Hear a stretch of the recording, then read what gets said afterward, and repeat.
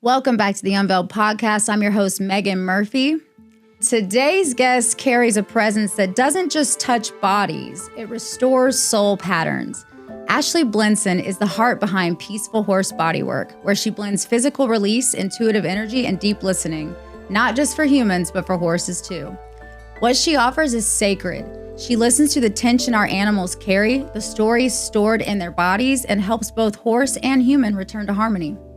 This conversation explores the body as a map, the horse as a mirror, and the language of healing that lives beneath the surface. Hi, Ashley. Hi, Meagan. How are you? I'm pretty well. Well, you look good. Thanks. I showered. Oh, yeah. So I want to talk about everything that you have going on because we haven't seen each other for, what, a year and a half, something? Yeah, and that was only for a second. So we really haven't hung out in a few years. Since the Merkabah training, right? Probably. Damn. And that was like many years, I feel like. Oh, my God. That is so wild. So when is it? I know that you had always been working with horses, right? But when did the new energy work start with them? Well, horses have always been a part of my experience. When I grew up, we didn't have horses, but I was like freaking horse mad. And then when I turned 18, I moved out and acquired my first horse, or I should say she acquired me, and she's still with me. She's 36. Oh, wow. And then I had another horse who just passed this past spring, and the two of them were about the same age. So as they were getting older, it was like, what can I do to make them more comfortable? And that's what got me into the bodywork piece. Really my own journey with my own body and all these chronic things and injuries and illnesses and surgeries and extreme pain and things like that. And so with the older horses, I was like, oh, maybe I can, relieve some of their pain. So I would start working on them from my experience of receiving body work and these other healing modalities. And I was sort of playing with it with them and like watching videos or reading books. And from that, eventually it was like, oh, why don't I get training for this? And it started out as sports massage therapy because that was the most tangible, easy entry point for me, right? And the sort of the massage umbrella. And from there, it moved beyond into Masterson's training, which is a equine specific modality, but it's really a mix of many things. And then into the energy work and into some other modalities, and then eventually expanding into humans as well. Yeah. Does that answer? Yeah. Well, it's funny because you said she chose you, the horse, because yeah, I just literally was chosen. I was never a dog person, but for some reason now I have a baby bulldog. Oh. So I'm guessing I did not want to ever be around dogs even. And it's weird. I went to go get a kitten and then she was there. And it was like, I'm in the between from the old identity shifting into the new paradigm identity, I guess. And it's like, I feel like that person or that identity needs this animal in order to integrate or embody the new frequency that I'm downloading, right?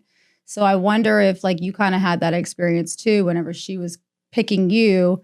It's kind of like, was she there to guide you into this in a way?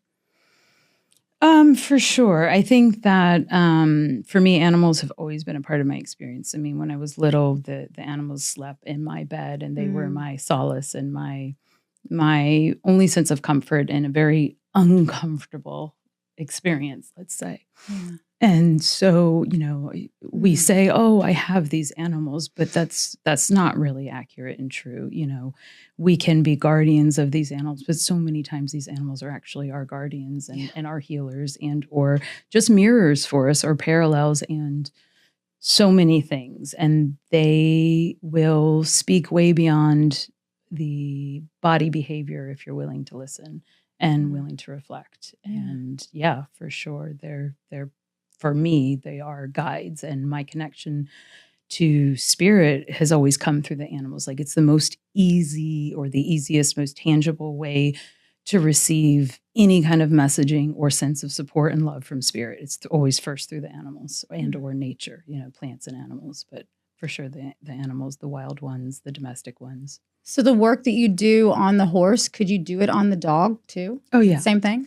Yeah. And any of the body work, energy work I do is transferable because it's all real. It's real time, intuitive touch. It's all essentially what I have learned about myself and my body. This amazing, beautiful body that I've had so many issues with and so much like angst against for so many years, as it turns out, is like this perfect vessel for channeling. And so for me, my experience is that my body is a channel. And so it's really easy for me to read other systems, other bodies, other energy fields, other emotional fields. And so it feels very much like it's very intimate. It's very real time, whatever your system, whether that's your intellectual system, your energy field, your emotional system, or your physical body, it's communicating something to me. It's communicating something to me.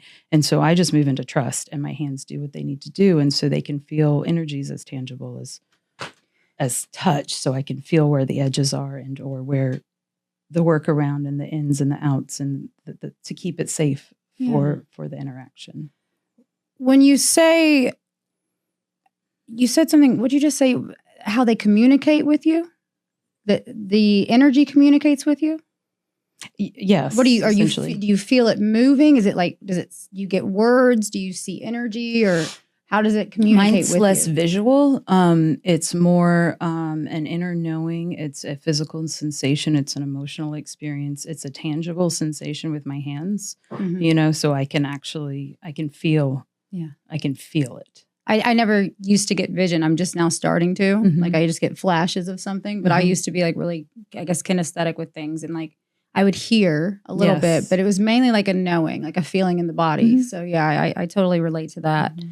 Was there a moment when you thought like the horses were showing you something deeper? Like was there like a knowing? Like when did you know that this was supposed to be something that you're... Yeah. Well, the first thing that comes to mind actually is I had an experience receiving coaching from a horse actually at my animal communication teacher's farm. And I don't remember if it was in an animal communication class or if it was a different equine class, because I've done many things at her farm. Anna Twinney, by the way, world-renowned horse whisperer, horse gentler. She does a lot of work with the Mustangs and does animal communication all over the world. She trained you?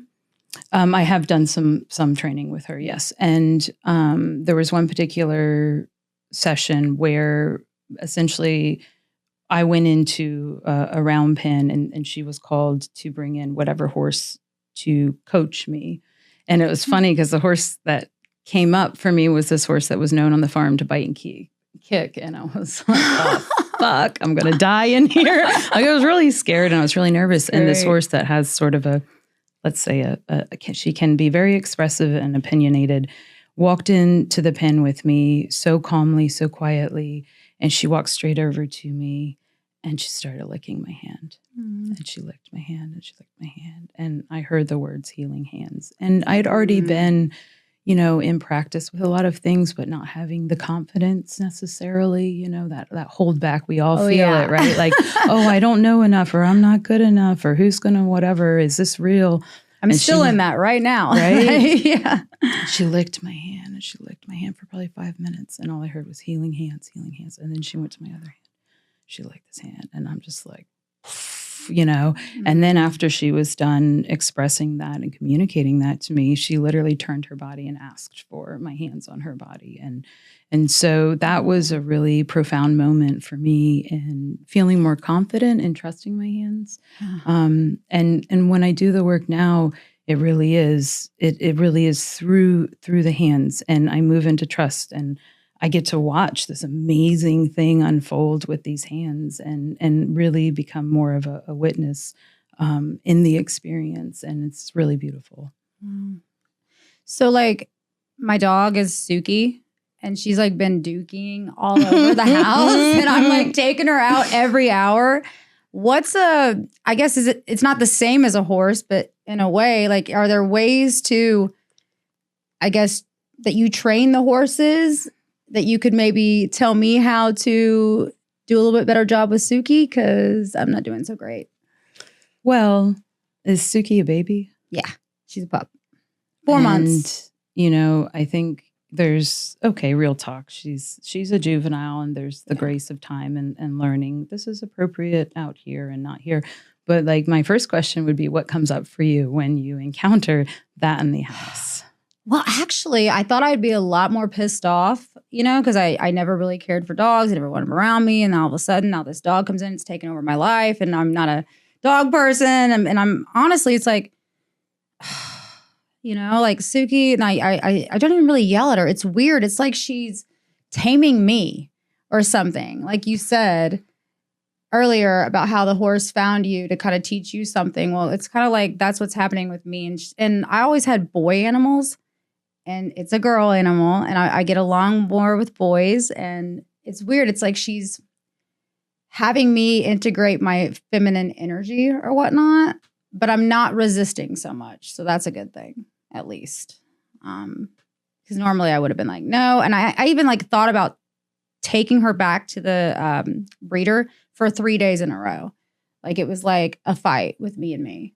But then I was like, okay, fine. We're doing this. I guess this is what's needed to, you know, embody the new identity fully, I guess. I don't know.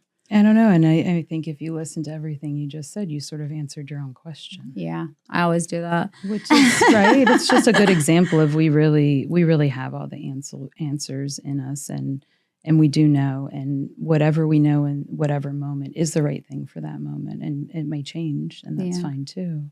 Yeah. What kind of patterns or energy do you notice showing up in horses again and again? I think and not just the horses, I think with the domestic companions, I feel like I encounter a lot of seemingly the human patterns, right? So that was my next question. Right. Yeah. And it's interesting because I actually, outside of my own horses, the last couple of years, because I've been so focused on the human side, I haven't, and I'm open to taking in new horse clients, but I haven't been working on that many horses lately. It's interesting. I think that when you're dealing with horses and or dogs, cats, et cetera, that live with human companions, you're going to see a lot of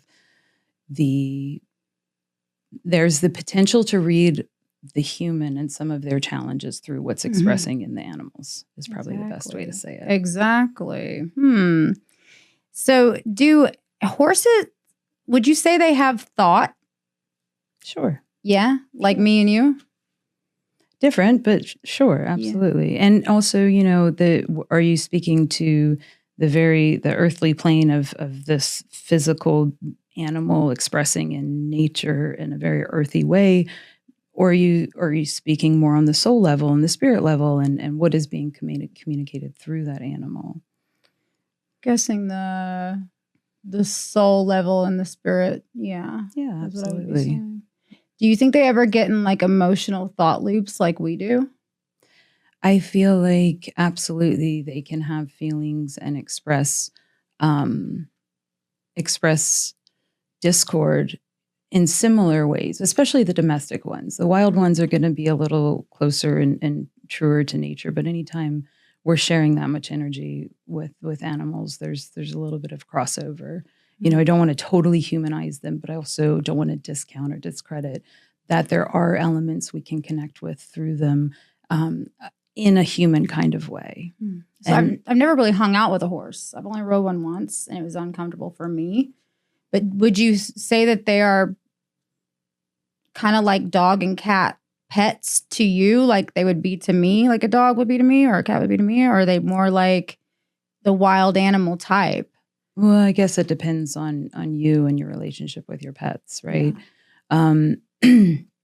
Also, horses have a very, very large heart field.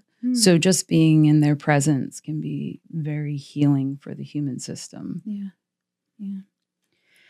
When you're in a session, what do your hands feel or notice first when you're working on a horse?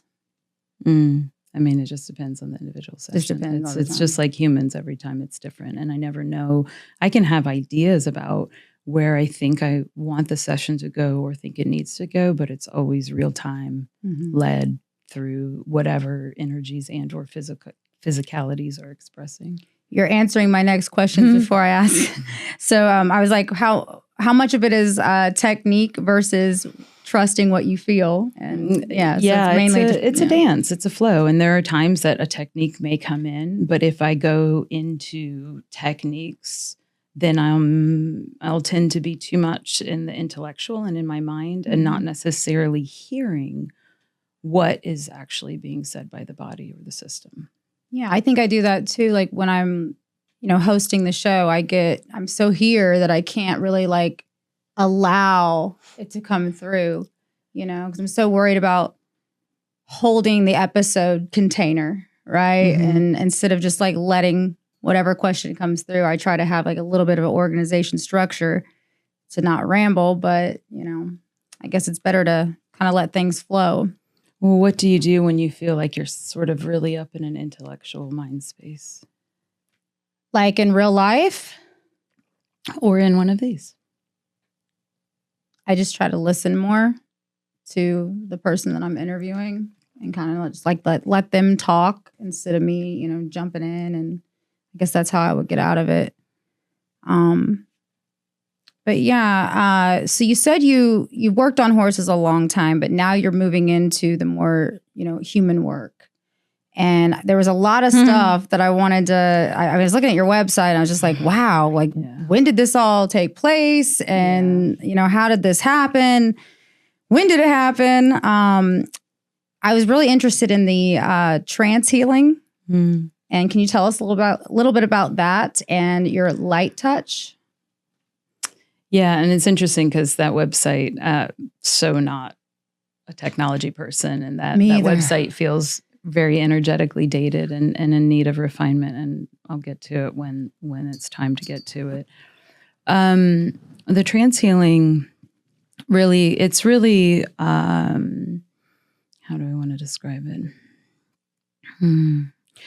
So essentially I drop into an altered state. And it's basically channeling. And what is channeled depends on what is called for to come through in that session.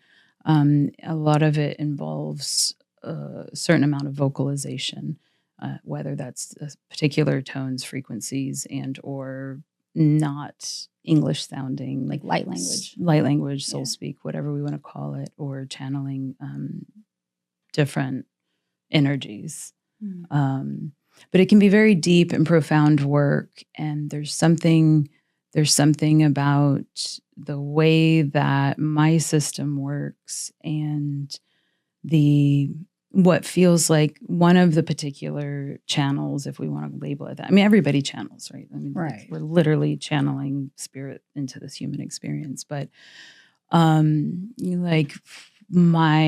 one particular that comes through where, for me, in my experience, it feels very much like my body is a tuning fork. And so it's this very interesting energy play, and it's not human, and it's not human bodies, and it's all so deeply energetic. For me, it's hard to put it in tangible words that express what my experience is, but it's the subtleties and the sensitivities that I was gifted with, and the connection to the animals, which also is reflective of that sensitivity. But ultimately, to put it simply, I go into an altered state and a trance, if you will, and move in the system or on the body from that space. Very cool.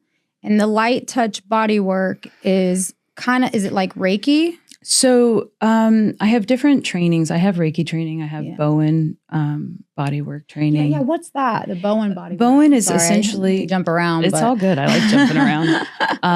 It's basically these small movements and or series of movements that communicate to the system to basically reorganize itself. Like the nervous system? all the systems. Okay. So it passes through all the systems essentially. Yes, the nervous system, the soft tissue. It can even touch into the skeletal system, like the emotional body. I mean, it really is very deep work, but in a subtle touch kind of way. Mm. And basically the position for me is that all bodies know how to heal themselves. Yeah. Right. And there's nothing really ever wrong with them. But if we approach the body as this system that is wise and intelligent and it knows what it needs to do, sometimes we do need support, right? And a lot of the wounding happens in relationships. So it does sometimes require another person in the healing process to heal. But essentially, it's cueing the system, saying, hey, do your thing.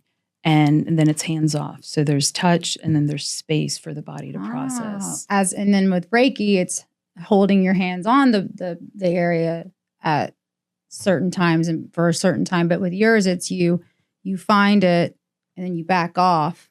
And it's in and out. And that's the same thing with the horses. When I'm working on horses, there are things happening. And then as soon as I feel the system ready to release and or it is in a release and or in a process, I will step back and kind of pull out of the field and just wait. And you can watch. Horses are really great for showing you very clearly, and there's a range of expression, depending on the individual horse, but it's easy to see because they're very honest. And they're very honest. If they're in a process, you'll see it in their eyes and you'll see it in their body, and it will be doing things. Whereas humans, we tend to be less surrendering and more holding and I'm on the table, so I need to be still, when actually the body might be calling for some broad movement of release. But with horses, they're great teachers because it's so real-time honest. And if you push too far, you will get a response that tells you pushed too far, right? And so it really helps sensitize the hands to all of it. So if they're in a process, I don't go back in hands on. I let them move whatever they're moving or reorganize whatever they're organizing. And I wait for that yes entry to be pulled back in to touch again, because you can overwhelm a nervous system too. Right. Yeah. So I've been overwhelming my nervous system every day of my life for a long time. And now I realize that it's the most important part of what we manifest is that nervous system and that way of being. It's not, I used to think it was just all about the thoughts and but it's really about that nervous system frequency that you're constantly emitting at all times. And I'm trying to normalize it. And this healing day that you offer, I think may be the key to, helping me with that. Tell us about that. So that is really a big, long, deep day. It's essentially your own private ceremony. So there will be, there can be many different elements involved, but ultimately we will go in with a sacred plant medicine, and there will be table time of, depending on what the system can handle, the touch in the medicine. It's like when we are in that state of that medicine state, your humanness gets out of the way and we can get right to the deeper things. And for me, it's really easy for me to see and know and interact with different parts. And so it can be very, very healing to these parts that didn't get what they need to be nourished and or held in a particular way to resolve things that haven't been able to be resolved. So also there's the somatic component. And to your point about, you were just speaking about something about in the mind. Me thinking it was the thoughts that create our reality versus this our being creating it, right? And that's like a necessary step along the way, right? We don't know we're too much in the intellectual or in the mind until we become aware of it. And then we find all these new learnings and we're like, oh yeah, this is great. These are all the answers, but we're still kind of up here. And the reality is the most spiritual thing you can do or be is be in the human body. And so all of this understanding, these new awarenesses and or ideas of things need to come down into the body for embodiment, but also for releasing. Like some of this stuff is just straight up, it's just a little bit stuck in the body. And if this hasn't ever moved or been held in a particular way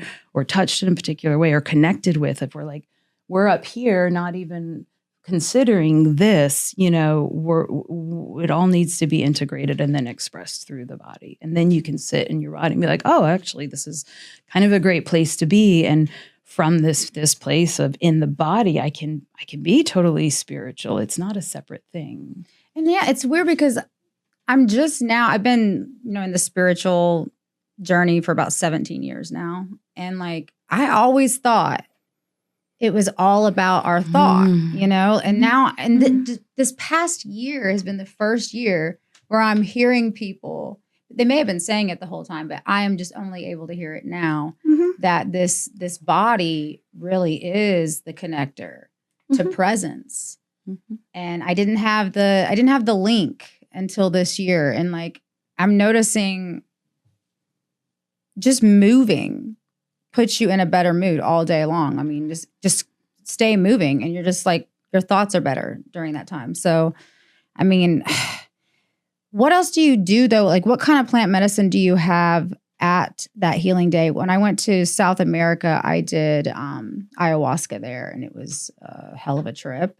Is it more of like a San Pedro that you do or like a lighter? So if you're going to come work with me, I am. For that, right? I saw that this morning. I was like, holy shit, this is what I need. Yeah. So I like to work with mushrooms mainly. Okay. It's just a really, for me, a comfortable place. And it's easy to get where we need to go through that medicine. Now, I'm terrified of mushrooms. I only did them one time, but it was probably the bad mushrooms that I did like back in the day. Like it wasn't for spiritual reasons. It was like... I loathed mushrooms for years. You did? Oh, okay. Yeah. It's the hardest medicine for me. I always felt awful in mushrooms. Okay. So what shifted it? What shifted the intention?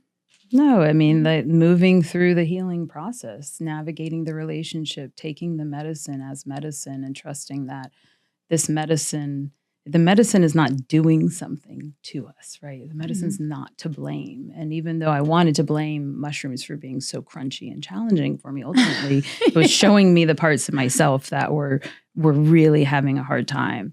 And so at some point in my own, healing work with myself, it organically shifted, It's like any medicine though, you may if you get what you need. And so if you need a really gentle, loving experience, you're going to get a really gentle, loving experience. If you need something more intense and rough, you're going to get something more intense and rough. I always get the intense and rough thing, like constantly. Like I was literally purging for like 5 hours straight, right?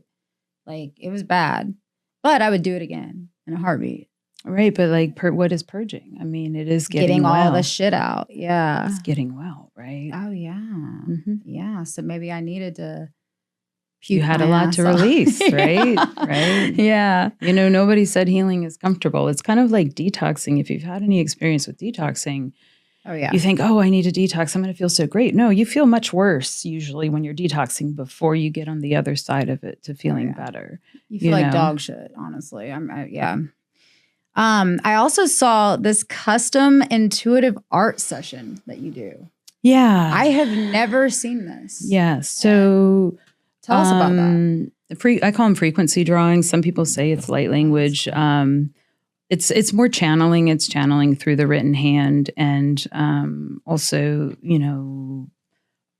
the art. So in terms of the service, it would be tuning into your field and allowing whatever needs to channel through. And then what do you do with that? Some people frame it, hang it up. Some people sit with it, meditate with it. Some people drop in a medicine and you'll get a whole experience with it. So yeah, it's just I call it a frequency drawing. So it can be very activating if you need something turned on, or it could be very healing to help resolve something. It's speaking to the system without the human language being in the way. Do you ever get emotional during sessions or feel the energy moving through you? Of course, right? Yeah. And sometimes I've worked with some systems that were not, how do I say this? I've had the experience, and it does happen fairly often, where there are times a system can be so, we'll say, shut down, for lack of better words, that my system will actually express for their system. So sometimes, yeah. So it can be very body dramatic for me, depending. And I just have to allow it to flow. So yeah, absolutely. Sometimes I have all the things you can think of as release expressions. I have moved through my body and out for other systems that weren't in a place to express that yet, and or needed some support opening it up. You know, is there any ritual that you do, like before you do these works? Do you have like a certain thing to tune in? Yeah, I mean, whatever I need to do for myself to make sure myself is right, and to set the intention to hold the space clearly, and with the highest intentions. And so, for me, I have to do a lot of energetic cleansing with smoke and water. Like because I'm constantly taking in.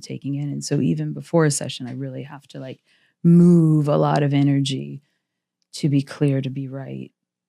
Are you depleted after these sessions, or do you feel more energized? Because whenever I come in here, I like try to self-sabotage the whole way to do my interview, and I freak out.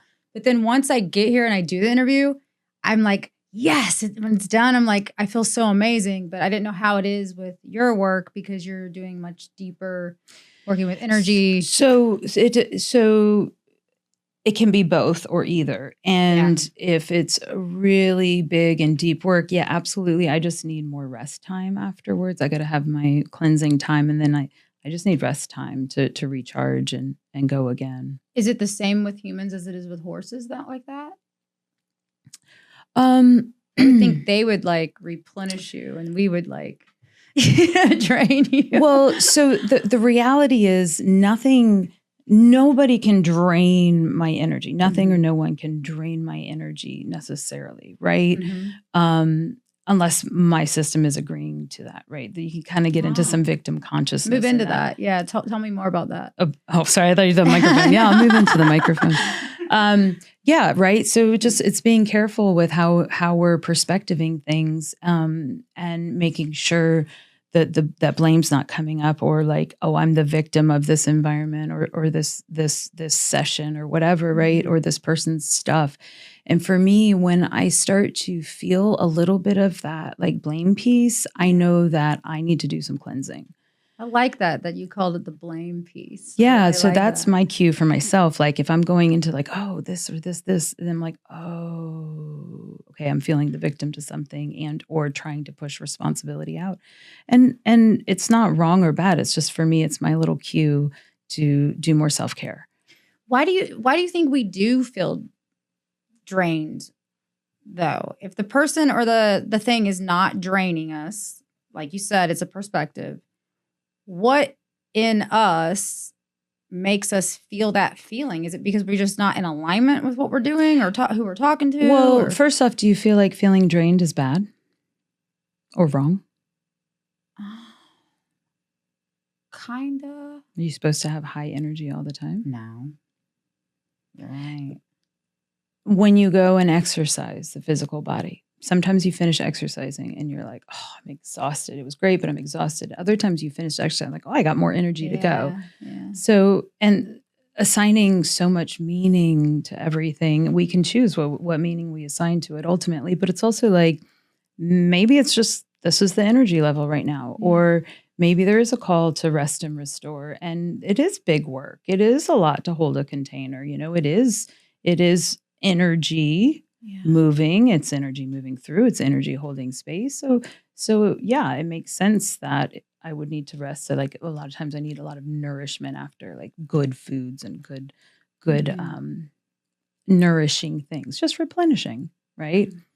Out of all the things you do, what's your favorite healing modalities? God. Honestly, I fucking love it all. And I love that for me, speaking to like energy capacity and things like that, like I don't do this like full time all the time, right? Right. And I love the variety. So for me, it's very interesting and stimulating. I'm not a like, I want to do this one thing very focused this way all the time. So I also create and sell my creations, healing tools. And so I love creating, but I can't create all the time, you know? And then when I love doing the healing work and touching bodies, I love touching bodies. It's very, every time I get to be medicine for somebody else, I'm receiving medicine for myself. And so yeah, and I love animals, and I love touching the horses, and I love being in nature, and I love having my space and time for myself. You know, I like having a lot of time for myself. I need that. I have to have time for myself to be able to show up for the world, you know. And like what is any of this? It's like, what does the collective want? It wants us to express and be ourselves. And the more we just be in our beingness, the more we're naturally medicine for those around us. We don't have to like work so hard. Yeah, I have bobbles and I can do things with my hands, but that's just because I enjoy doing that, right? Like that's a natural expression for this character, Ashley, right? Why do you think we do resist being ourselves so much? I think it's just part of the experience. I think we get conditioned, and it's also real talk.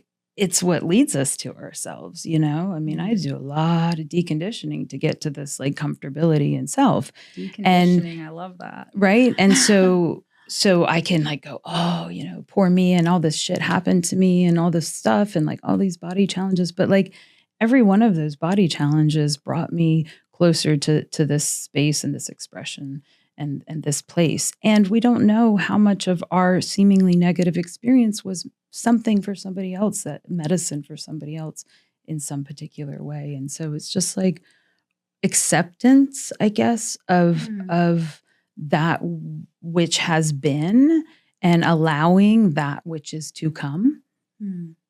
Yeah. Do you like working with animals better than humans, or humans better than animals?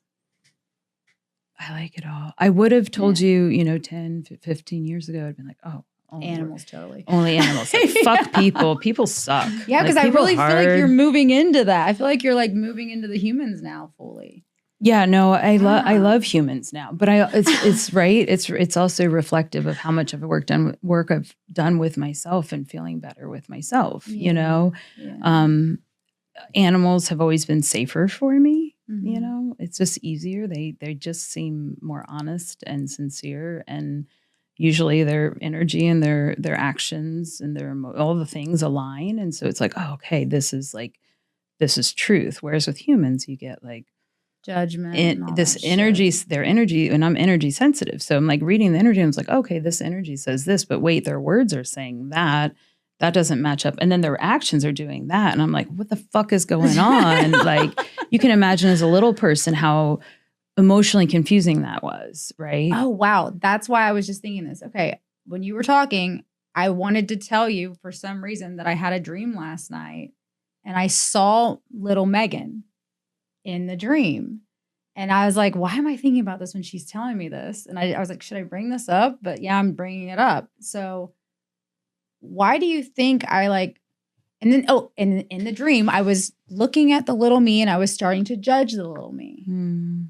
So that's why that's coming up, because it really is about like, just not, it really is about just being who you are and not like thinking constantly and like having these judgments.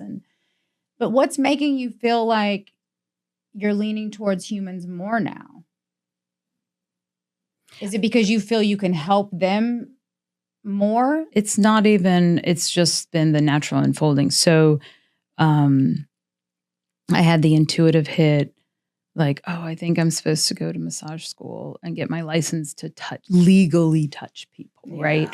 So, and it was interesting because I'm like, I don't even want to fucking do massage, but like I went to this school, and this is Ashley World. So I go in to talk to the woman about this school, and behind me, it's an old house, and behind me there's like a door, a closet door, and there's a piece of wallpaper like this big for whatever reason on a panel on the door. Maybe it was covering a blemish or something.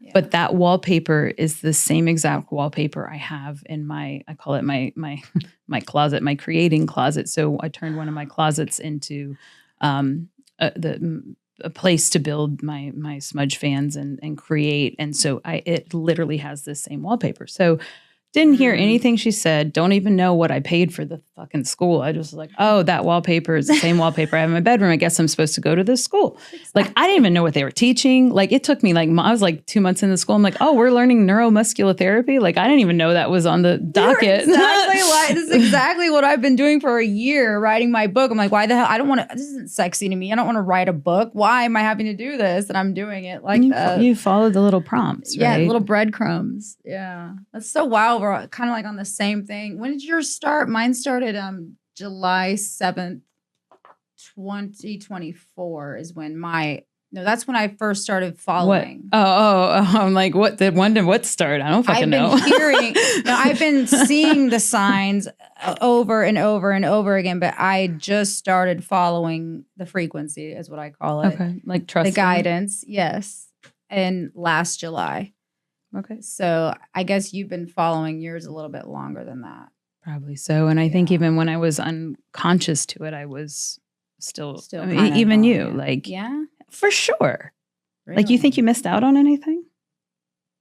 Well, I just feel like I didn't listen to that inner thing for like 4 But even not listening took you where you needed to go, right?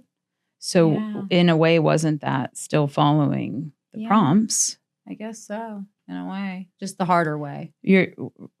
Or was it even? How can you even know? Yeah. Right? It just was the right way because that's the way you did it.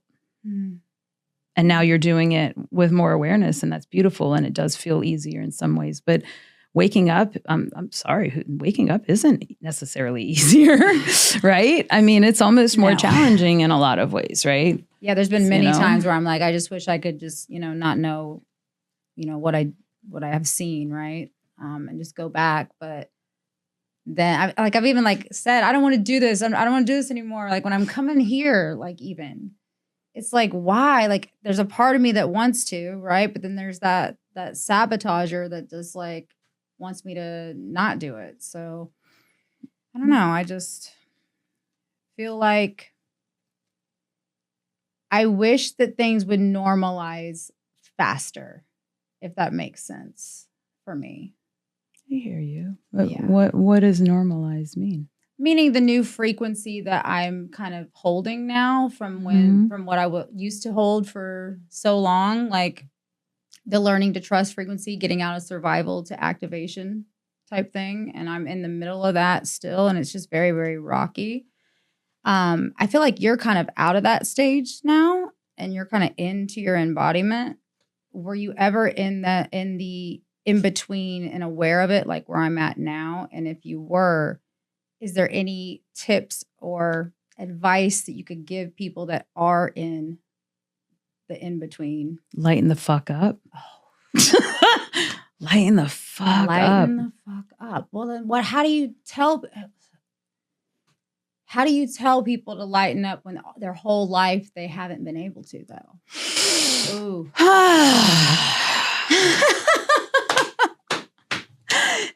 Like, just feel the body. It's all in the body. Get out of here, right? Like, watch the animals. What do they do when they're feeling stressed?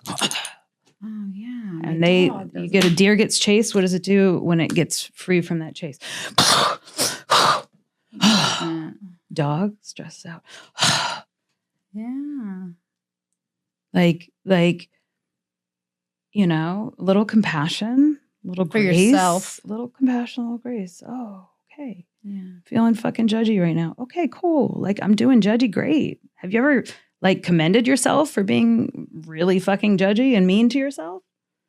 Like I can be like the best, meanest person to myself ever. Yeah. Like have a poopy party, throw some like seemingly opposite energies at it and you'll have a different experience and maybe you end up laughing. Laughing's a great way to release. I'd rather laugh to release than anything else. Does it always come that way? No. Sometimes I have to cry. Sometimes I yell. Sometimes I hold and I'm like, what the fuck am I doing? Take your own medicine, Ashley. Oh yeah. Take your own medicine. Right? That's it. Oh my God. That's like, so you know good. the things. So if horses could speak our language, what do you think they would want us to know?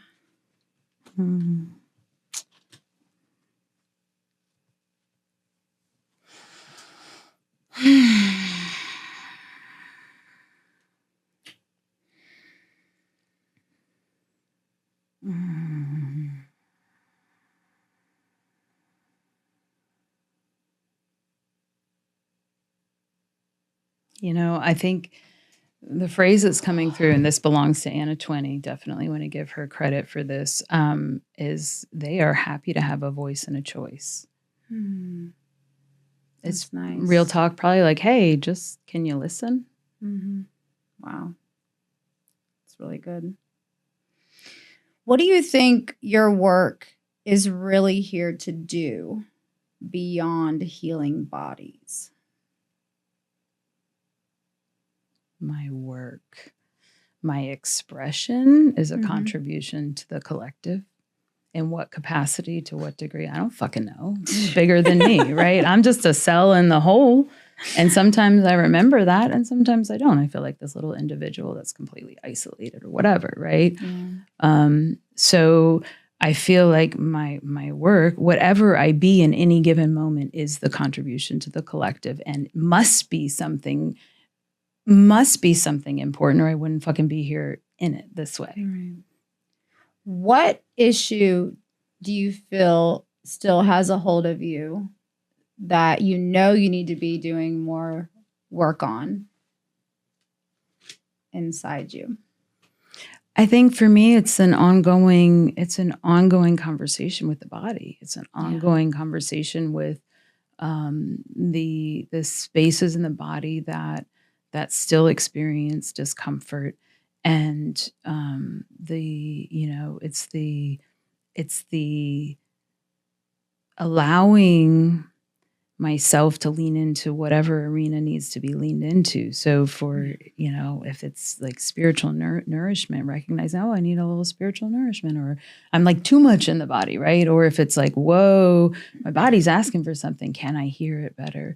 I think for me, really this real-time energetic moment, I would say what I'm actively working on is listening better. Me too. Yeah. Me too. I always get every interview I do, there's like a mirror moment. Of course. For me. Yeah. And then like it helps me, it heals me. And I think that's why I fight it. That's why I end up fighting it most of the time when I'm coming here, is because I know that I'm going to change a little inside from whoever I'm interviewing. So, 2 more questions. Sure. If someone is feeling disconnected from themselves or their animal, what's one thing you would guide them to do to reconnect? Breathe. Yeah. I mean, or shake it off. Shake it off. Challenge the sense of disconnection. Are we ever really disconnected? Challenge the sense of disconnection. Challenge the sense of judging, you said, too, last time. Challenge the sense of disconnection. Okay. Is it even possible to be disconnected? Wow. That was really good. I say no. It's not possible to be disconnected. That is so good. That is so good.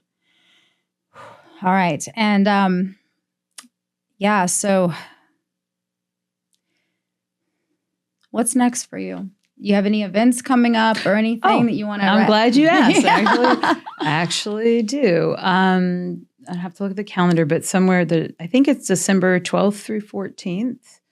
That weekend, it'll be a Friday evening for a few hours, Saturday afternoon and Sunday afternoon for a few hours. Jenny, my friend who serves snake venom medicine, and as well as Cambo or Combo, however you want to say it, She and I are doing another collaboration at the farm. And so it will be snake medicine as well as some shamanic healing body work. And it's super deep, profound, beautiful. Please send me the invite. Sure. I totally have never done snake medicine. And it's delicious medicine. Can you tell me a little about real quick? Sure. So I have a little bit of time. We'll just do one more. I can tell you about my experience with it because I'm not the expert like Jenny is, right? But my experience of snake medicine, first off, is whatever it is that's troubling you, whether it's something physical, emotional, spiritual, and there's a snake that can work with that. So there's like a snake for everything, right? I fucking love the snakes. And just like when you are walking in the wild, snakes are there, but you don't know they're there. And you might come upon one, you're like, oh, snake. And then it goes away again. And you're like, so snake medicine is this very soft, subtle medicine. It works for a very long time. I think like maybe 6 months or so, where it's working in the background, really shifting things for you. And you don't even know it until all of a sudden you have this moment of like, and you're like, oh yeah, snake. It's the snake. And then it kind of goes back in the background. So it's very powerful. It's very transformative. It can be very, very healing medicine. And the experience of receiving it is, are you familiar with Kambo or Combo where they burn the gates? No. But basically they take an incense and just lightly touch it, burning incense, just to get the top layer of skin off. And then she'll come in with her venom or diluted venom. I'm not sure exactly what the mixture is. And put a drop on each of the gates. And so you lay there, and the experience while receiving it, sometimes you can have physical sensation and or meditative and or you can have a little bit of experience with it, but it's not like a psychedelic that's going to like take you out. Now you can journey, you can have a journey, but you can also journey without psychedelics. You know, you can drop in and have an experience of a journey through breath work and or just in a meditative state. So what your experience will be, I don't know, because it depends. You know, you get what you need from the medicines. But for me, my experience has always been it's very gentle medicine, and it keeps working, and you can notice it over time. Working really for cool. many months. That's really, really cool. Yeah. I can't wait to do this. Yeah. I cannot wait. Well, thank you so much for You're joining very me. welcome. I learned so much that I can barely even like process. But yeah, I can't wait to go and do the snake medicine with you, and also the retreat for the day, the healing day. That's going to be amazing. So thank you so much for coming on, Ash. Thank you for having me. All right. And remember, follow the frequency.